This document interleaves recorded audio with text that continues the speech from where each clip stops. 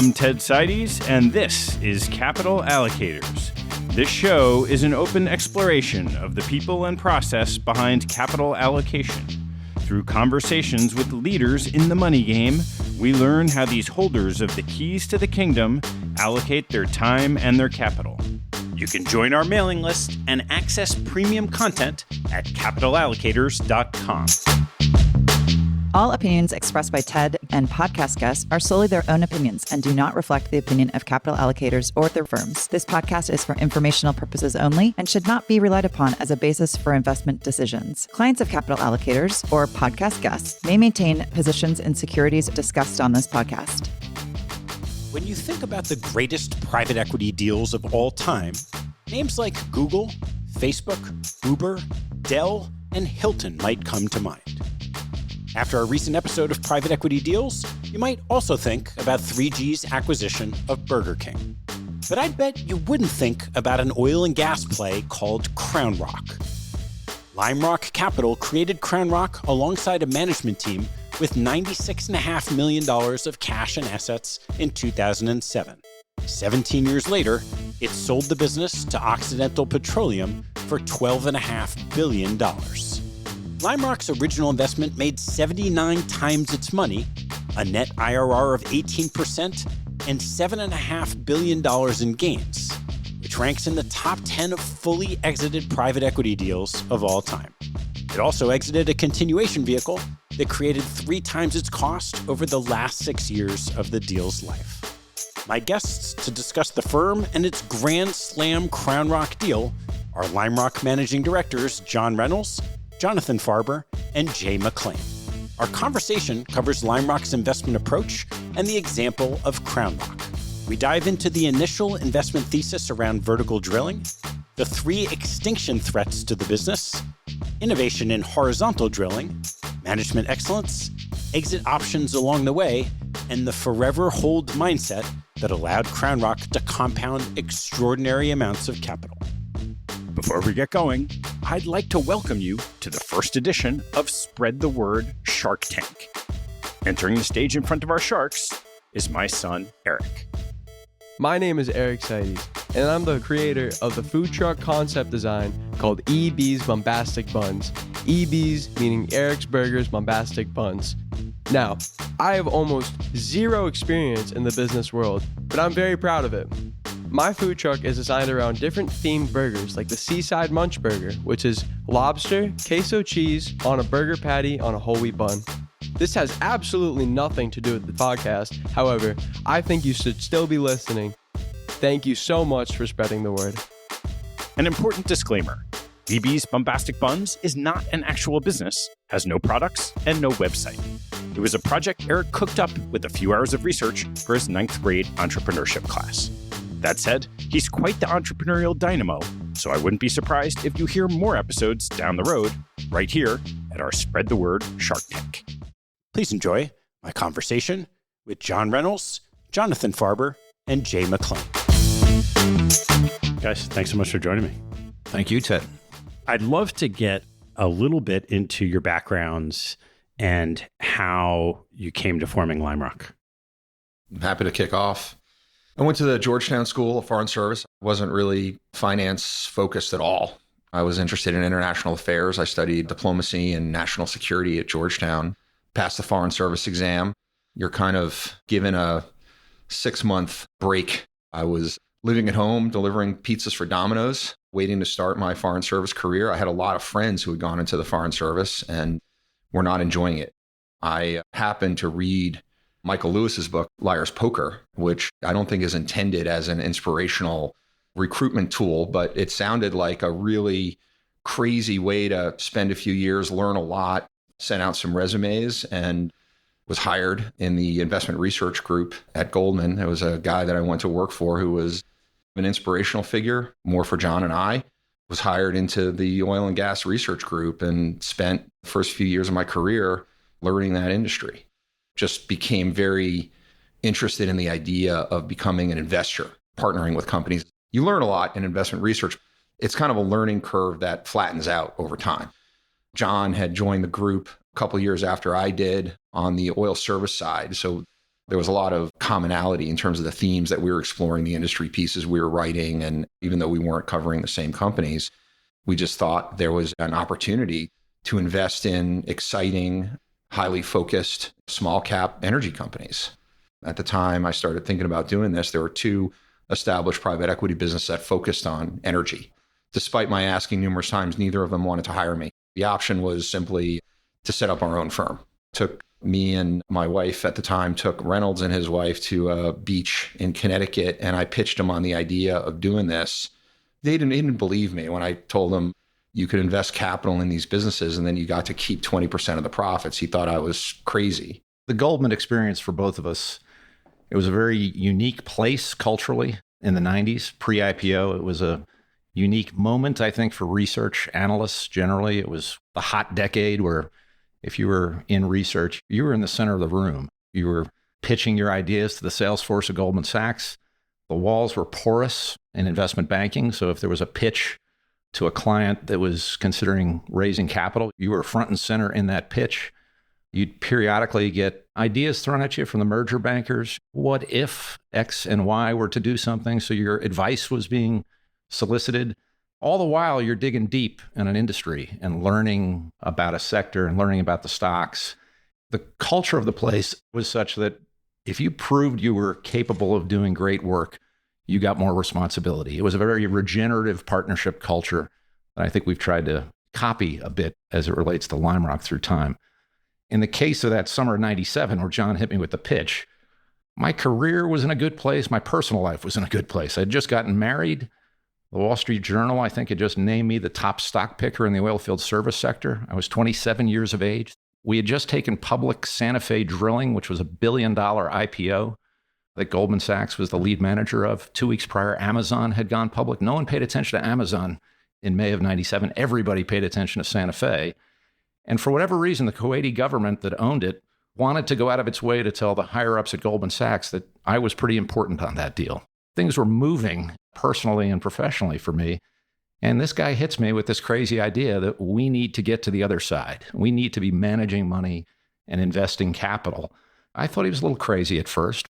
I didn't understand the industry of private equity, but John was very clear early on that there was a danger in pursuing the natural trajectory of taking public equity research backgrounds and get into the public equity stock management business. There was just far too much cyclical volatility that you needed to invest through cycles with long-term capital, think long-term, not think about the next quarter.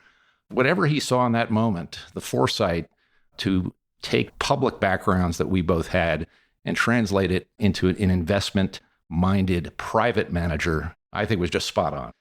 The other thing that was spot on is the third person in the room that's here. John had worked closely with Parker and Parsley in a merger that they were doing with Mesa Petroleum.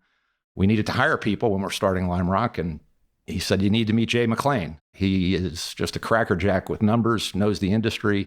He'd be the perfect fit for us. And we were joking yesterday as we were talking, John and I were a lot older than Jay when you're 28 and he's 24, and then amazingly life catches up. You know, the years compress a little bit more. We're no longer the old two guys. But yeah, we were 28 and 29 when we started the business. We walked around with a pitch that we wrote together to a number of investors. One was to a private equity firm called the Beacon Group in New York.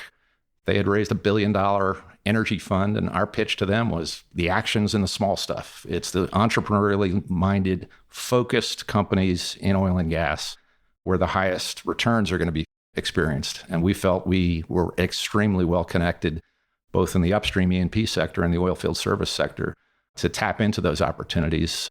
The lights were turned on here in Connecticut in the summer of 1998. Jay, how about your path? I started my career at a mid-sized oil and gas company in Midland, Texas, which was very much off the beaten path and became many, many years later the center of the oil and gas universe. I was in their M&A group, which is where I met Jonathan and all the boys at Goldman Sachs that advised us on a number of transactions that we did there. When they started Lime Rock, they plucked me from obscurity to become an investor. Moved up to Connecticut, and it's been history since. So what's the strategy that you've pursued over the years since?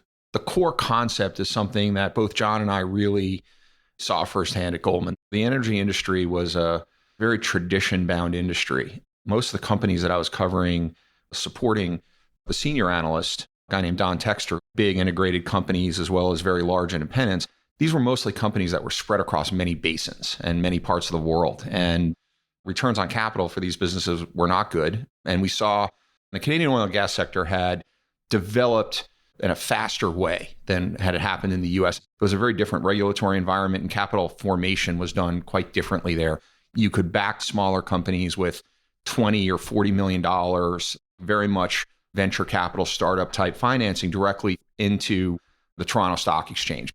That allowed the formation of companies that had management teams that were highly focused on individual plays, individual areas, and just were able to create operational excellence and prove that that was a superior model through returns on capital. And that was the underlying philosophy that we took into Lime Rock. It was putting together a fund, allowing us to back entrepreneurs and management teams that had developed real value-added excellence in individual areas. So as you start pursuing the strategy, somewhere along the way, you come across CrownRock. What was the investment thesis around it? We're talking at this point essentially around the dawn of the shale era in U.S.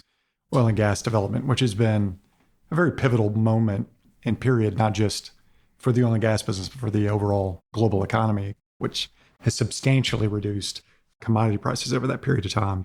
At the time that we actually made the CrownRock investment, we had ideas of what would come together. The initial thesis was a pretty simple one. At that point in time, you had a very successful shale development around the Dallas-Fort Worth area and the Barnett Shale, which kicked off a whole new era of horizontal drilling and fracturing, which has just unleashed a whole new resource to be accessible.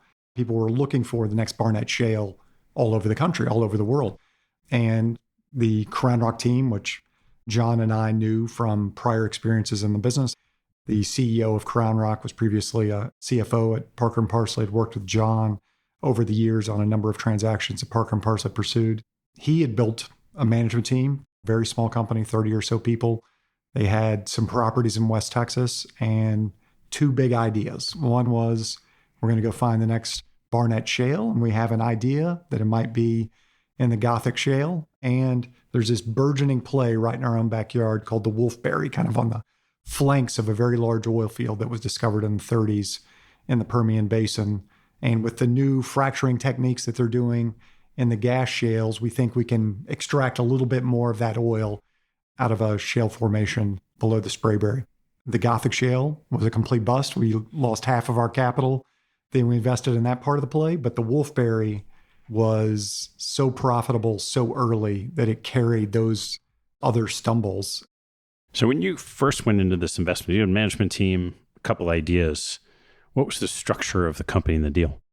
Crown Quest Operating, which was the name of the company that we formed a joint venture with. We took the Crown from their name and the Rock from our name. The other option was Lime Quest, which we thought sounded a little too Jimmy Buffett-esque. So we decided not to go with that one. They had achieved some success by buying older fields. They had done some transactions with GE Capital, where they were provided with capital to do reactivations of existing wells, work over existing fields. They had developed expertise in doing that and had achieved really good results. So they had a positive track record. This was a little bit of a step out in that they were trying to pioneer a new resource play, in this case, the Gothic Shale.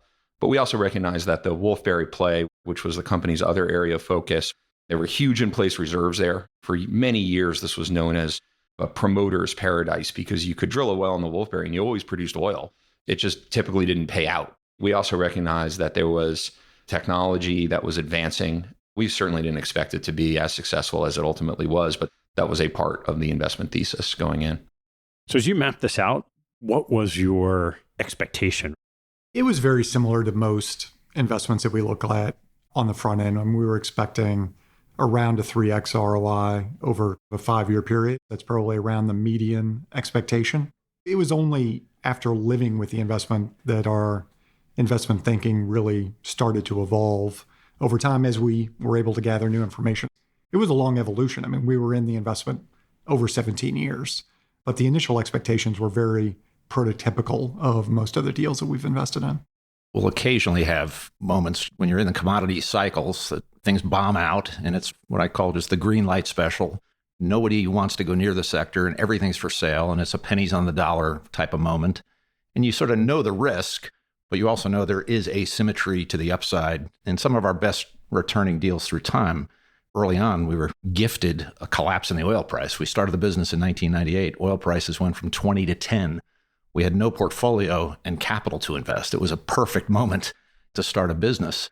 But there was no element of that asymmetric type of the market's bombed out, time to get loaded up in the Permian Basin, let's get into CrownRock. It was a growth story that was operationally driven. So the output really had no element of deep value when nobody else was going near a segment of the sector, at least by my review of how the deal evolved vis-a-vis other deals that have been sort of outsized in terms of return that we've achieved. So as you start this investment, I presume Wolf Bear starts going well. What happened in those early years? Well, the Gothic Shale bombed out. That was the big setback. A lot of other private equity firms may have reacted differently in that situation. We committed $75 million. The management team contributed $25 million in properties. So the only primary equity that was ever invested in the business was $100 million. That early stumble was a lot to absorb and take on and really to kind of reassess whether we thought we still had a real company here to invest in. We were also very fortuitous in that we were essentially hitting the peak of the China super cycle around that same period. Oil briefly in today's dollars exceeded $200 a barrel for a period of time. The oil wells that we were drilling right around Midland, Texas were insanely profitable. I mean, we were essentially able to recycle capital with the use of leverage in a 3 to 6 month period of time, which really carried those early losses. As a result, we were able to recycle capital very fast, plow all of those returns back into the ground. We had an exceptionally good land team. In the oil and gas business, you have to have landmen that have all of the relationships to make sure you have access to the legal rights to the lands that you drill on. And we pursued a very low-cost, high-return strategy, which is to go out and lease land from individual ranchers and mineral owners directly, as opposed to going out and buying other companies or existing producing assets, which a lot of our competitors had pursued. And that was driven by the fact that the returns were simply higher. You wouldn't grow as fast by pursuing the strategy that we did, but you would grow much more profitably doing it that way because the cost of entry was much lower. It took a lot of work. It took a lot of time. You were buying lands in really small parcels. It was a building exercise. Walk me through the basic economics of that lease versus buy decision. If you were to go buy producing assets, you would effectively get a large base of producing properties that would be earning a 10%, call it 15% rate of return on something. And as a sideline of investing the capital to get access there, you would get some undeveloped land that would have much higher rates of return. In these cases, the rates of return were 100% or more for the raw acreage that was to be developed. So we simply made the decision, it's a lot harder to just do the super high rate of return stuff. It's a lot more labor intensive. You have to have good relationships on the ground. You have to just be willing to really churn a lot of capital. We chose to go that route very deliberately.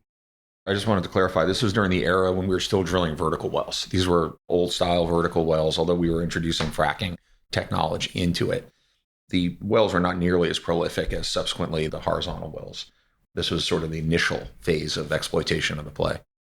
What did it take to do that labor-intensive work for the management team to go find the properties on this supplemental side of the business? We had a huge advantage in that our management team all existed and lived in the Permian Basin. They were Midland, Texas guys. Most of the oil and gas business is outside of Midland, Texas. It's in Houston. A lot of it at that point in time was in Denver or Tulsa or Dallas. But our team was entirely in the Permian Basin. Most of them had lived their entire lives there. Bobby Floyd, who was our chief head of land and president of the company, co-founder of the business, was a fourth generation Midland, Texas oil and gas guy. So they had very deep relationships with the landowners in and around. They'd had multiple other endeavors in the Permian Basin previously. So they had a lot of credibility. When you go to a landowner and you tell them that you want to lease his property to drill wells, you're basically locking up that asset. the landowner has to have a lot of trust that you're actually going to follow through on your commitments and drill the wells. And we were able to convey, in part because of the local nature of the management team, that we would really be able to follow through on those commitments. In the early years, the management team's executing on this. You've got a nice oil price environment to be generating a lot of cash flow. What changed to go from investing as you thought you would according to the model and it's working out to a longer duration hold? On average, we had a pretty productive oil price environment throughout the history of the investment. Oil prices averaged about $70 a barrel through the history of our ownership of the investment. But there were 3 calamitous events along the way that really affected the trajectory of the business. I think the CEO of the business, whenever we talk about those calamitous events, he always likes to focus on the good that came out of those extinction level events. The first was the global financial crisis that occurred really within 2 years of making that first investment. And in all of these extinction level events, there were a lot of bankruptcies in the oil and gas business. The really good thing that came out of the global financial crisis is going into it, oil prices were very high as a result of the China super cycle. Essentially, people were drilling everywhere across the U.S. I mean, there were 1,800 rigs running in the United States at that point in time. Last week, there was less than 600 rigs running in the U.S. So there's been a dramatic drop in the aggregate level of activity in the U.S. But in 2008, there's 1,700 rigs running. It's very hard to get access to oil field services, the drilling and completion services that you need, the wireline services that you need to actually drill an oil and gas well. When everything bombed out as part of the global financial crisis, oil prices fell to $40 a barrel, effectively falling by 2/3 from a recent peak. Suddenly, oil field services were readily available, but you had to have capital to do that. And fortunately for us, we were very, very focused on risk management. We had already sold forward in the financial markets 90% of our next year's crude oil production. So we had a lot of ballast and resiliency through that period. That was a key moment for the company in terms of really establishing credibility with its partners in the services world, that they were going to be a differentiated partner, that they were going to drill through really hard points in the cycle where other of our competitors burned a lot of their suppliers over that point in time. So that was a really key pivotal moment. And I think you can kind of point to different pivots that came out of all of those extinction level events that we really lived through. What were those other 2 extinction events that happened? The other 2, just before Thanksgiving in 2014, Saudi Arabia and by extension OPEC essentially declared war on shale. They set out to reclaim market share after a tremendous amount of shale growth had really cut into the market share of OPEC from the 2010 to 2014 period. And 2015, which followed this announcement, was a complete wipeout. I mean, oil prices fell by 50% again. The rig count went from 2,000 rigs to get as low as 300, 400 rigs. More bankruptcies than you had ever seen in the oil and gas business since the 1980s. I think in hindsight, we can look and say a lot of those 2,000 rigs were very unproductive and were not focused on the best resources in the country. And that moment where Saudi said, we can put you out of business whenever we want, really focused the industry to be much more high graded overall in the most productive resources in the US. So there's entire plays that were 400, 500 rigs were running that are completely wiped out and have barely reemerged in the years since. It also really strengthened the focus on the Permian Basin, which is where fortuitously all of our investment was located within CrownRock. And that proved to be by far the most resilient of the basins. You could drill there at that point in time at oil prices below $30 a barrel because service costs adjusted at the same time too. And it also prompted an acceleration of a big industry shift in the Permian Basin from the vertical drilling, which we had been doing since our founding in 2007, to horizontal drilling, which proved to be effectively a 3x uplift in the productivity of the capital, just capitalizing on that innovation that had already been perfected in other parts of the country at that point in time. And then the last extinction level event was obviously the pandemic of 2020, when oil prices actually went to negative $40 a barrel on a single day for the first time in the 150-year history of the oil business. It was by far the most calamitous from an oil price perspective, but again, really forced very substantial operational changes within CrownRock. 2/3 of those operational efficiencies that we really focused on and gathered then persisted for the years after the pandemic. So if you can live through these things, which fortunately we were able to, you come out much stronger. But man, there's a lot of up and downs through that 17-year period. And I think one of the calling cards of Lime Rock as an investment organization is we're reluctant to use aggressive leverage structures. We used leverage less aggressively. And when we did have leverage, we used hedging aggressively to ensure that we had the capital to continue our drilling program at bad times. So that meant when we hit the global financial crisis, when we hit the shale war versus OPEC, when we hit the pandemic, we had locked in the revenue stream. We were able to spend our board meetings focused on where are there opportunities to add to the acreage position? Where can we high grade? Where can we pick up locations that are better than our existing stuff? We didn't have to sit there and worry about restructuring covenants with lenders and desperately protecting the value of our assets to avoid having to sell at a bad time in the cycle, which is really the cardinal sin in our business from a value destruction perspective. What was it about the management team and organization that allowed you to navigate these crises that come in the sector? We use less leverage than many other players, but I also think the team's really strong focus on operational efficiency enabled us to do that. Our vertical wells were economic even at the worst of times. That turned out to be incredibly important. If you just look at the absolute breakdown of value creation in terms of vertical wells versus horizontal wells, almost all the value creation ultimately resulted from the horizontal wells. We wouldn't have had the land to drill those wells on unless we held the acreage with the vertical program. So the efficient vertical program is what allowed us to put ourselves in position to capture the huge value uplift when horizontal drilling took over. The management team philosophy was a forever hold philosophy. So if you canvass the investment banks that cover the energy sector, the most common refrain about CrownRock is Tim Dunn will never sell it. And I think that was an important distinction relative to the other PE-backed oil and gas deals at the time, and that the mindset was just forever. It's a long-term case. Capital allocation is everything. You marry the best land division in the Permian Basin with the best drilling and operations team in the Permian Basin, and you have a don't worry about next quarter mindset, worry about what we look like 10 years from now mindset. And I think that dials back to the ownership structure. This was not a term sheet that said, hey, under certain circumstances, the management team take is X% of the profits, and above that level, it's Y% of the profits. It was a mutual ownership structure from day one where the management team and the Lime Rock team in parallel thought as owners of a business jointly and building value through time with really no end date. Unlike, I'd say, just about every other deal that's gone through the system, the attributes of forever hold were pretty central to this deal right from the get-go.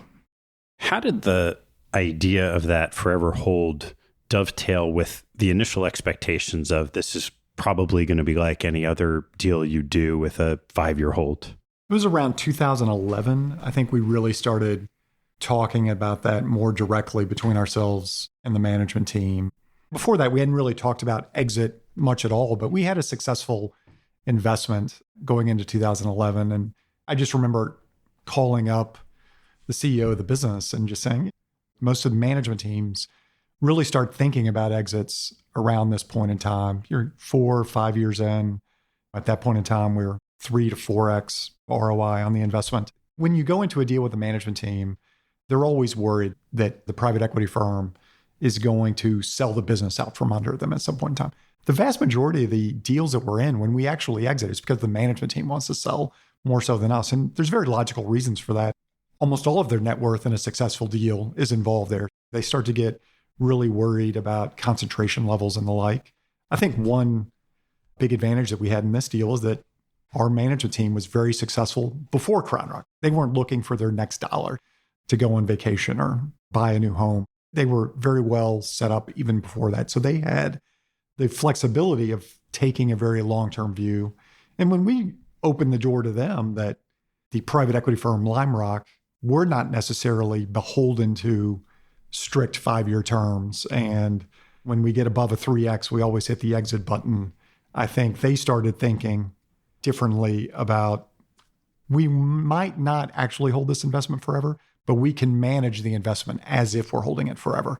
As a result of that, I think we took very different decisions than many other people would take in terms of how we develop the assets, which ultimately added a lot of value over time. But of course, we didn't have the contractual right to hold the investment forever, but we had a 10-year plus 2 option year fund, just like most other private equity funds have. We had to do some restructuring along the way to facilitate the hold as long as we did.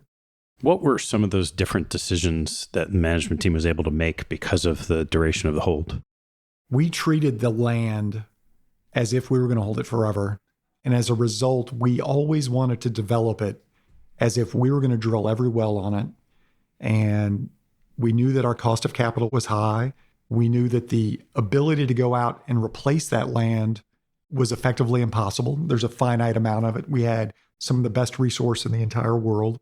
You can't just go out and recreate that land position.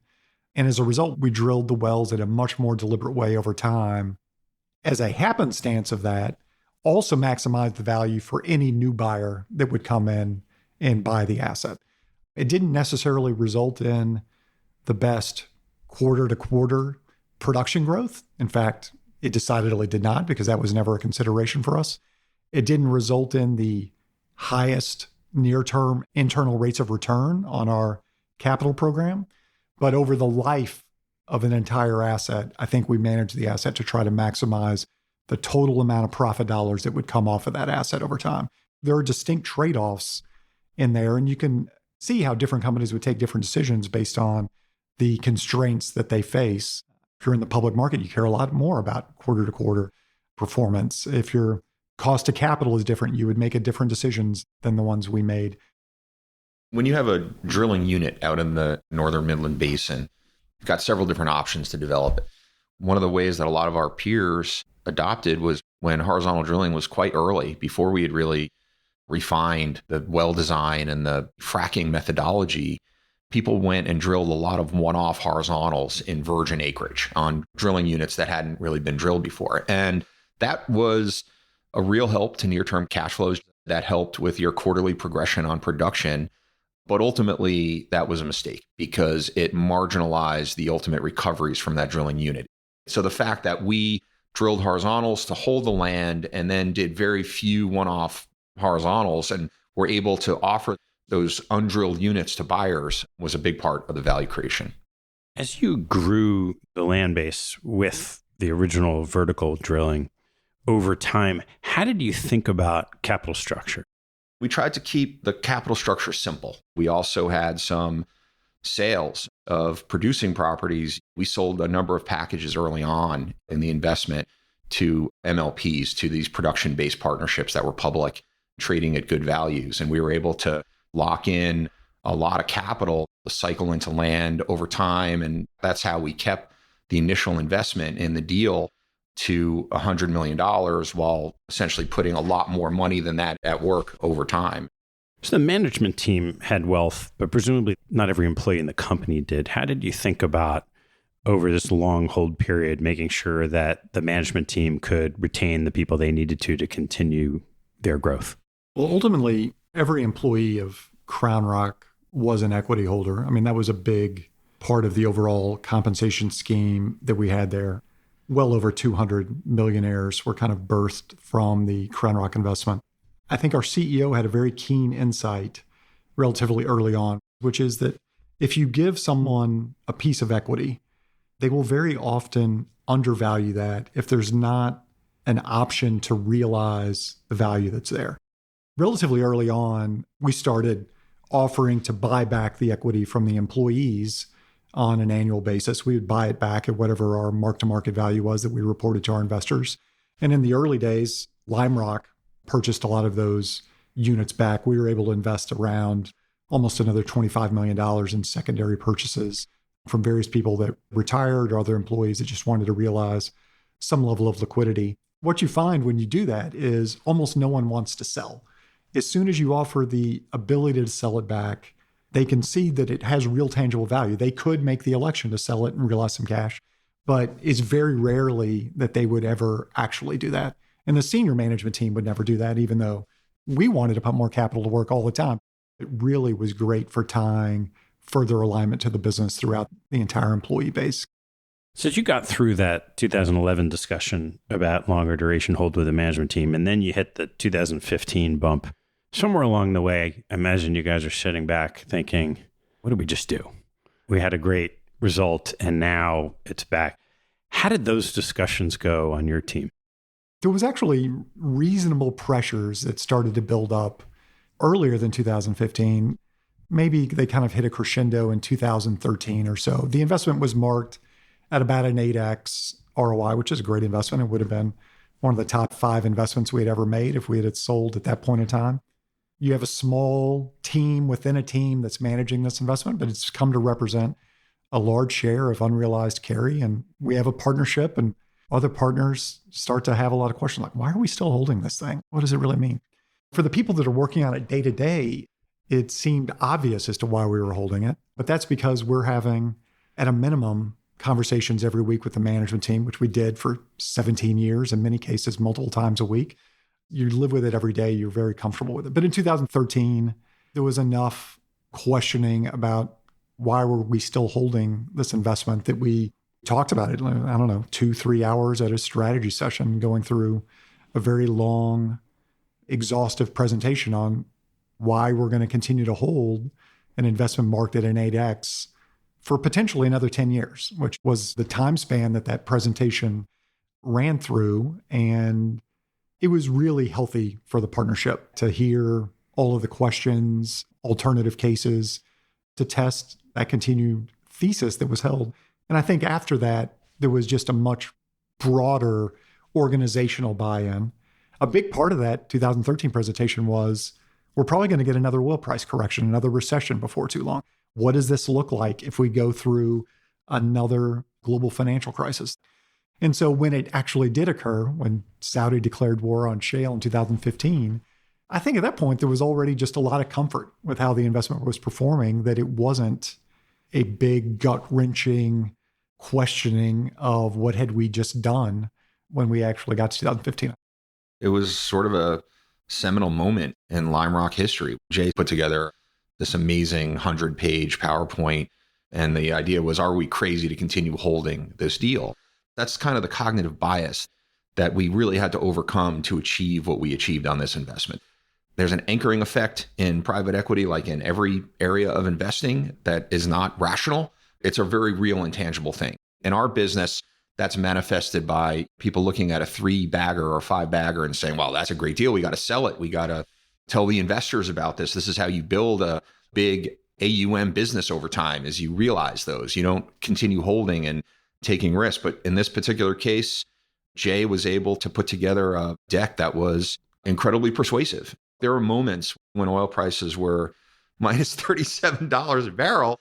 It wasn't a happy day for us. And you could certainly think about the offers. We had a number of tangible offers to sell the business over time. And by the same token, we had consistent confidence that not only were our assets ultimately worth a lot of money, but that the technology was getting better. There was still this tailwind of value creation that was driven by improvements in rig efficiency and frac strategy and the layout of the wells. All that stuff was still getting better. So unless you felt like the impairment to oil prices was permanent, and our background as research analysts gave us confidence that that wasn't really the case, it was just something that impacted the whole time of the investment, as opposed to what we saw as the ultimate ROI on the deal. At that crucible internal moment, making that decision, how did that conversation compare to others that you've had in the past or since of similar successful investments that maybe you should continue and re-up for a while or exit? There's moments where the market collapses and you just have asymmetry in front of you, and you layer in the bet. And the challenge is, don't overstay your welcome, because whatever created that asymmetry is probably going to present itself again on the opposite end of the spectrum. We owned an oil sands company in Canada, first deal we did. We owned a shallow water jackup drilling company in the Gulf of Mexico in our second fund. Outsized ROIs in both cases.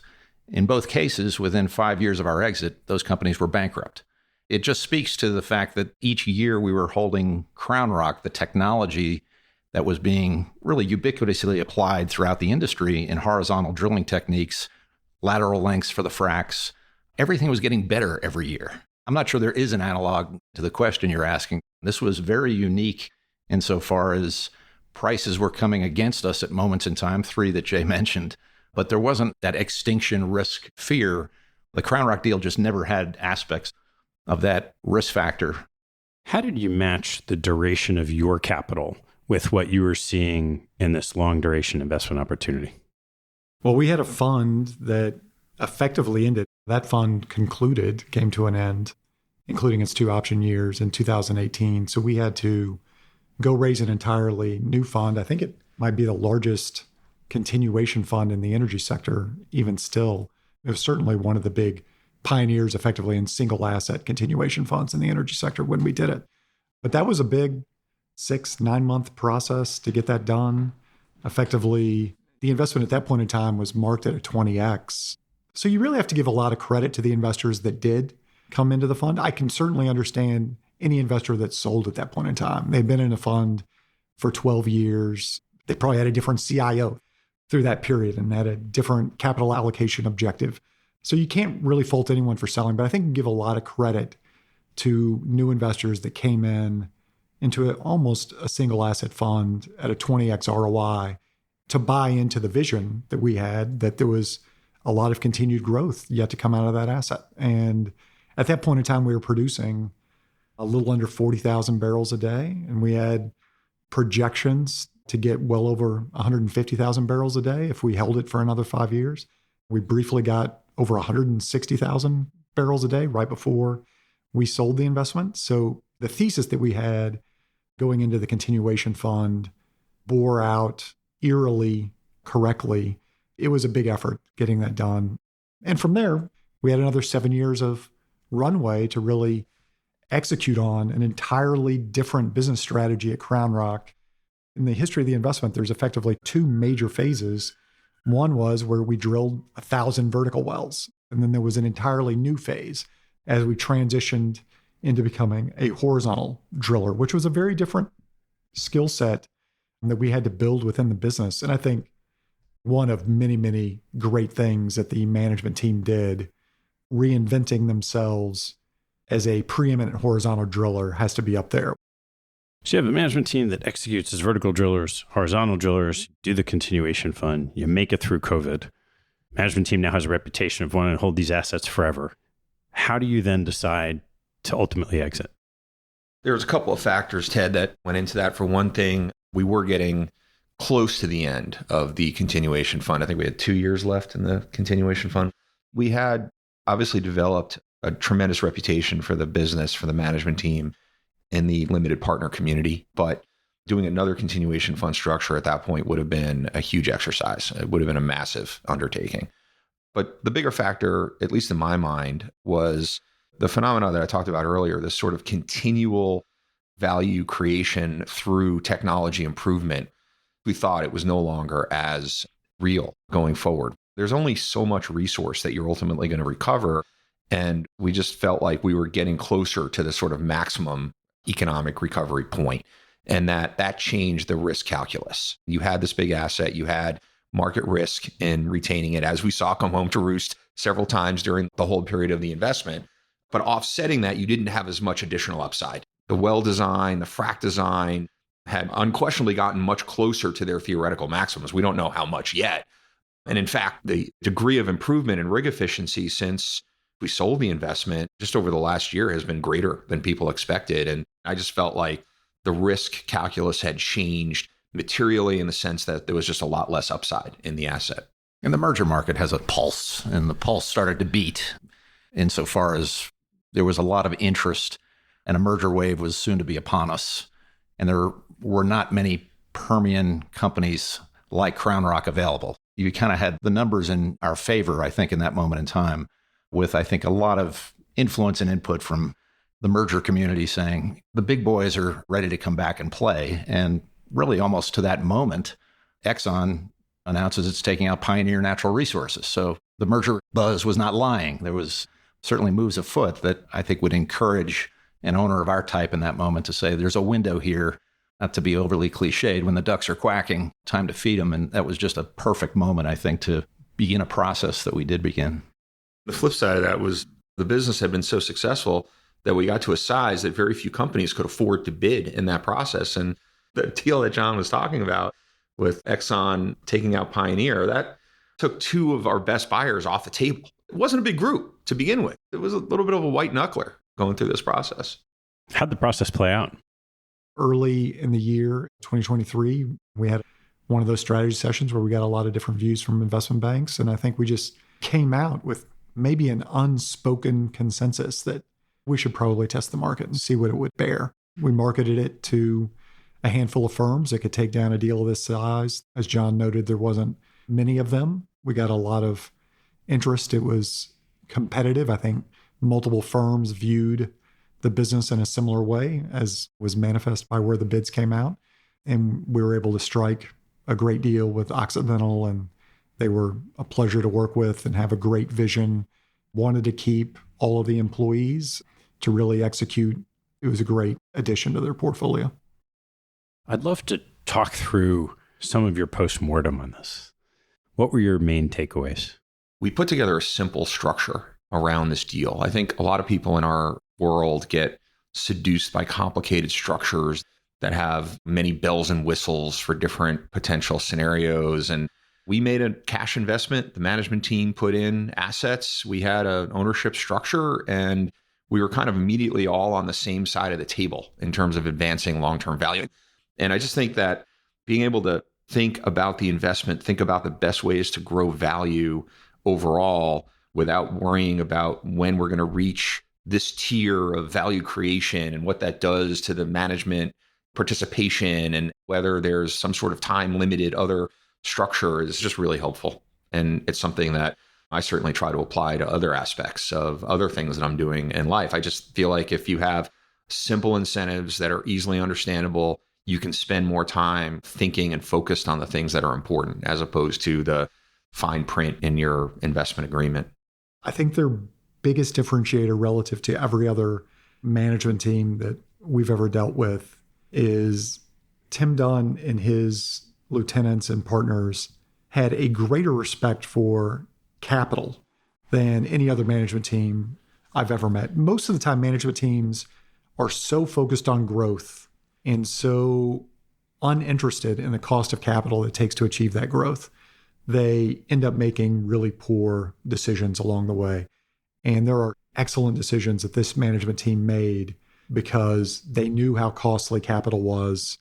They contributed a lot of assets initially, owned a big piece of the business right from the very beginning. And bringing more capital in creates dilution. They viewed that as very costly to them. And as a result, they developed a number of solutions that allowed them to grow the business probably more slowly than their other peers, but massively more profitably, which allowed the outcome that we ultimately achieved. Frankly, that applies to private equity firms too, in many respects, because, there's also a trade-off between managing money and accumulating assets under management and growing that way versus staying smaller, exploiting a niche where you have an edge, which is necessarily a more confined space and generating really high rates of return. And I think that's part of the culture of Lime Rock as a firm, notwithstanding the fact that we tried to put more money into CrownRock over time. And the management team there was smart enough to think, I have this other alternative that's a lot cheaper than your money. That's a lesson that similarly applies in the private equity space too. John, any thoughts? The uniqueness and the attributes of the deal in a postmortem sense. We need to be careful not to overread too many learnings and think that they could be applied to the standard deal that comes across an energy PE firm's desk. There are attributes of the people, the Midland Basin, that you just don't replicate. It's a very special case, and there's probably some danger in thinking there's an application in a postmortem for everything we do going forward, because there's certainly not. Over the 17 years you own CrownRock, there were some pretty significant shifts in the industry. You talked some about the shale revolution, and on the other side, certainly the last half, you have the whole ESG movement. And would love to get your thoughts on how you see this deal fitting into those two perspectives. CrownRock as an investment essentially spanned the entire history of oil shale development in the US. The development of gas shales started almost 10 years earlier, but the development of oil shales was essentially coincident with the starting of CrownRock. 2007, US oil production as a share of global production hit its absolute minimum that we've seen over a 70-year time span. And at the moment that we sold it, it hit a local maxima that spanned 30, 40 years. The tremendous growth in oil production in the US is exemplified in the CrownRock story. And one of our great frustrations as energy guys, not as investors, is this broader notion about whether the shales were a scam. There's been books written about how shale was a scam.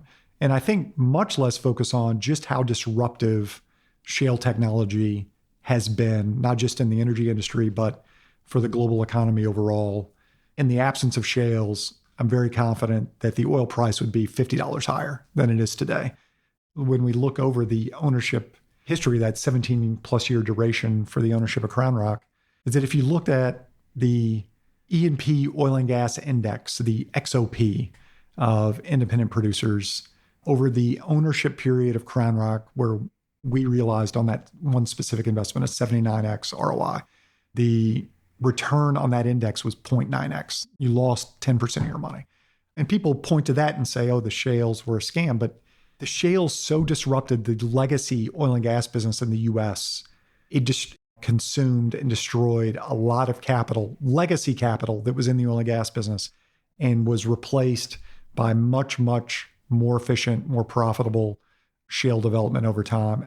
I think that is a little lost in the conversation around energy over time about just how big a technological movement this was. Thousands and thousands of people constantly innovating, making small changes, sharing that information broadly, ultimately to the benefit of the US consumer, the global consumer.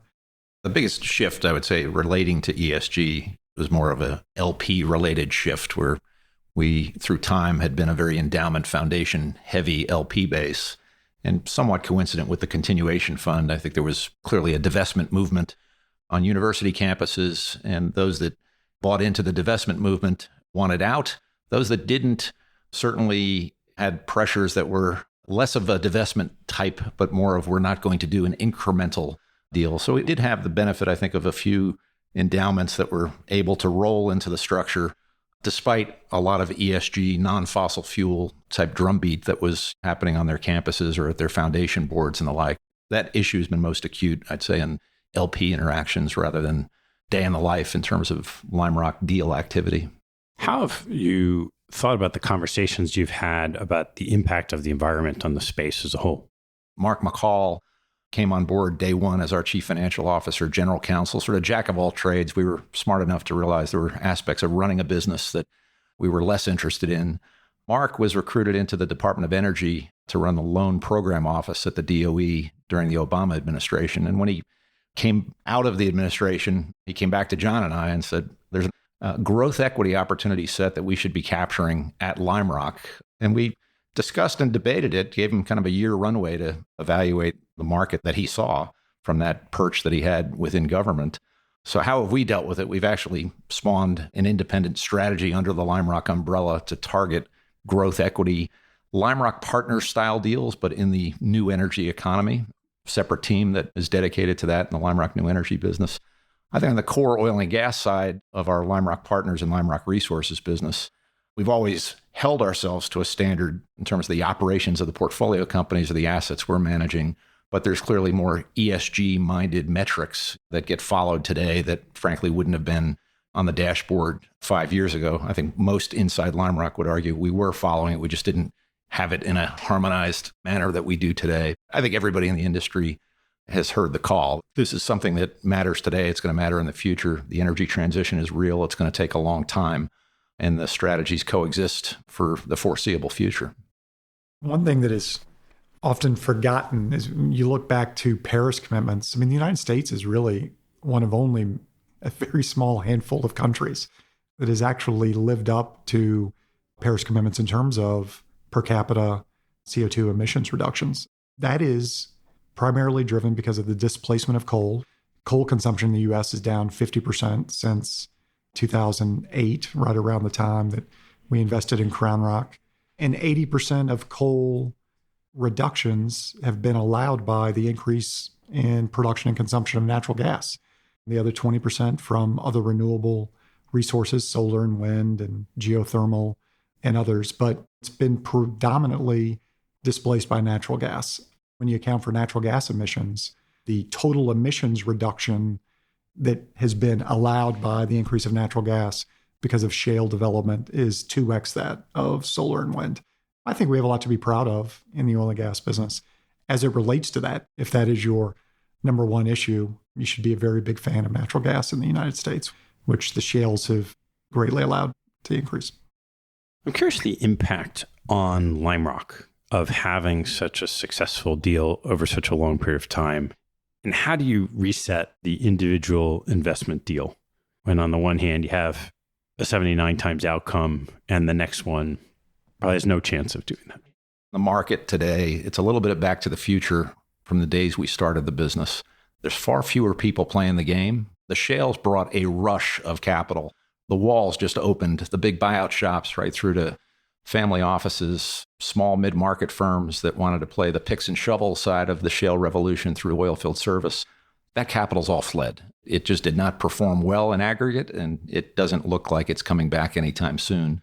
So I think the difference today in the market is there's a lot more cash generation happening in the industry. There's a lot fewer players playing the private equity game.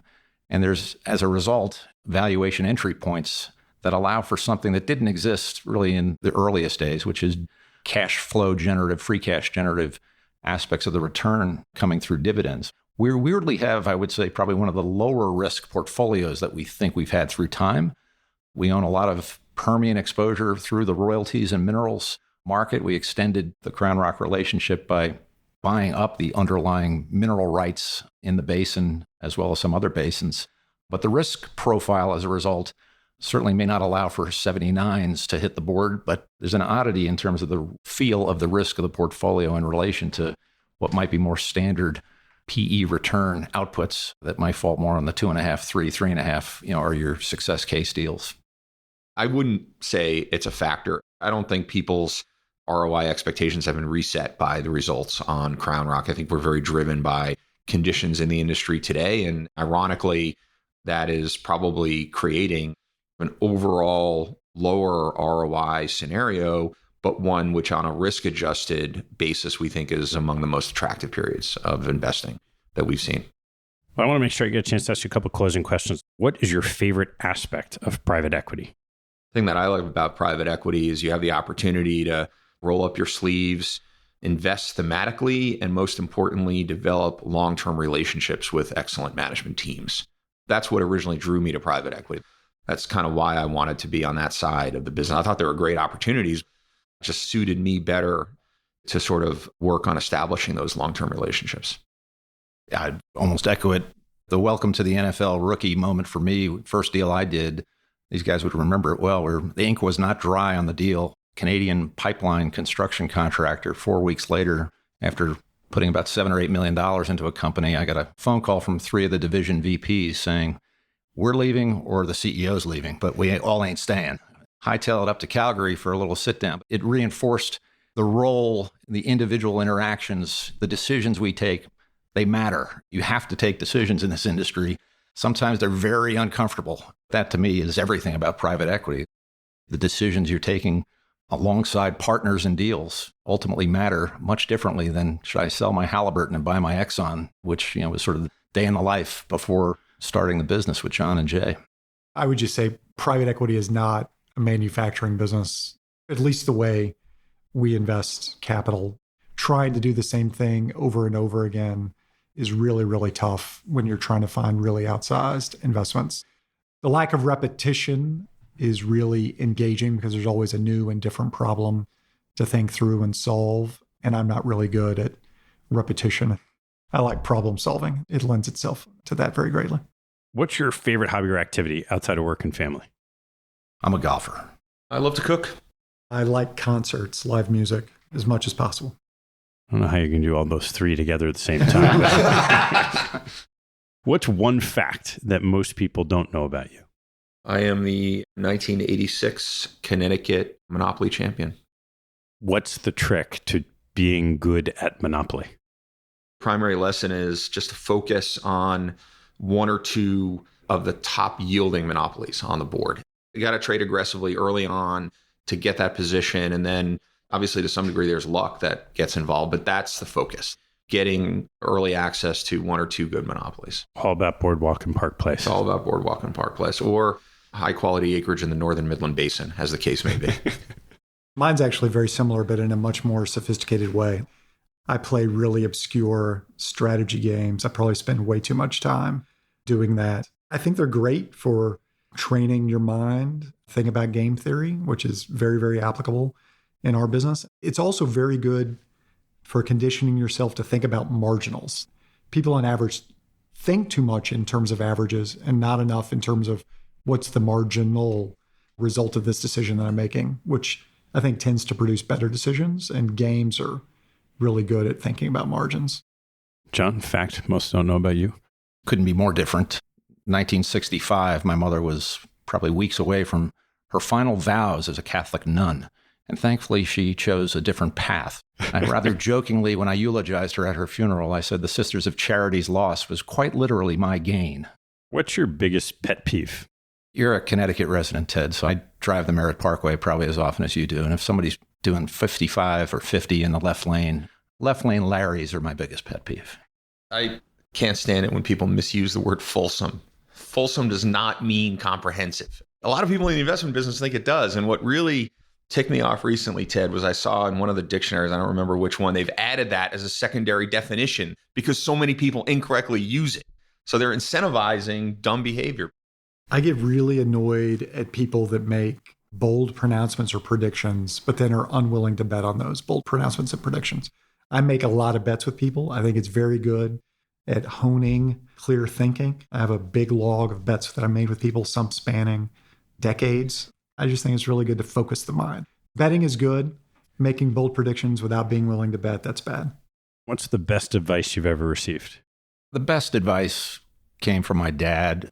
It was when I had a job offer at Goldman Sachs that was $32,000 and a job offer from a European bank that was $39,000. He said, short-term decisions sometimes have long-term consequences.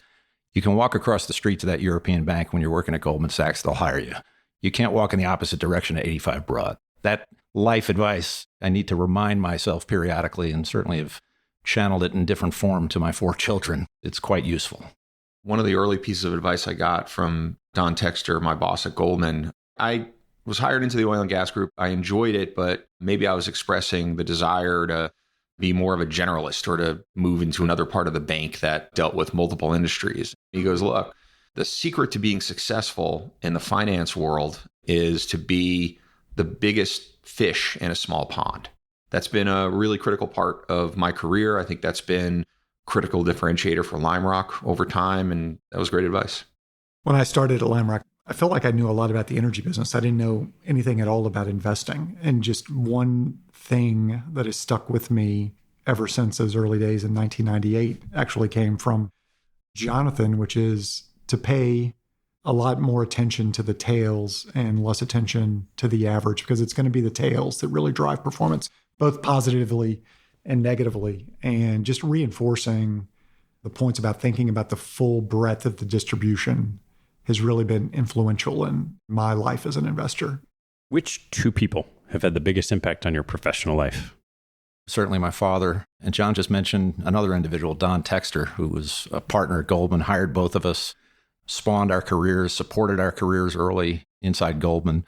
I think Da Vinci had a quote that is sort of pity the pupil that doesn't surpass the master. And I think the Goldman culture was an embodiment of that line. And Texter certainly embodied it by giving us the runway to do what we did inside Goldman in the very early parts of our career. For me, it's Texter and a guy named Clayton Voitis, who ran Renaissance Energy, which really created this incredible expertise in the Western Alberta. When he got active in the play, it was viewed as washed up. And he just showed that by focusing on an area and developing expertise that others didn't have, you could create tremendous amount of value. I think a lot of those lessons came home to roost in the CrownRock investment. Clearly, for me, it's these 2 guys. I'd never had any ambition as a 24-year-old kid working for an oil and gas company, of getting into the private equity business.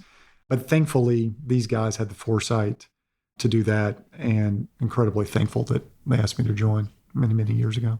All right, guys, last one. What life lesson have you learned that you wish you knew a lot earlier in life? I had a very low drama, no stress upbringing. And I think when you have that, you assume everybody else has a low drama, no stress upbringing. And I think when you run a business and you're managing people, I wish I learned earlier empathy. Everybody's got something going on behind the curtain. I would have benefited early on in managing people at Lime Rock, understanding everybody's life circumstances may not be quite analogous to one's own, and take pride in what you have, but assume others may have something else going on. I wish as a younger man, I was much better at accepting constructive feedback. We're surrounded by much younger people in the organization now, and I'm always quite envious of how accepting they are of feedback, even critically. I think they view that as a real tool for improvement. I wish I would have been much more accepting of that. I probably would have improved a lot faster over my professional career had I done so. I get very wrapped up and nervous about any public speaking opportunity. And I think in the last few years, I've realized that I just don't need to feel that way. And it's become much more enjoyable for me. And I've had a lot of stress over my life related to that, which would have best been avoided. Well, Jonathan, John, Jay, thanks so much for sharing this very left tail outcome on CrownRock. Thanks, Ted. Thanks, Ted. Appreciate the time. Thanks for listening to the show. To learn more, hop on our website at capitalallocators.com, where you can join our mailing list, access past shows, learn about our gatherings, and sign up for premium content, including podcast transcripts, my investment portfolio, and a lot more. Have a good one, and see you next time.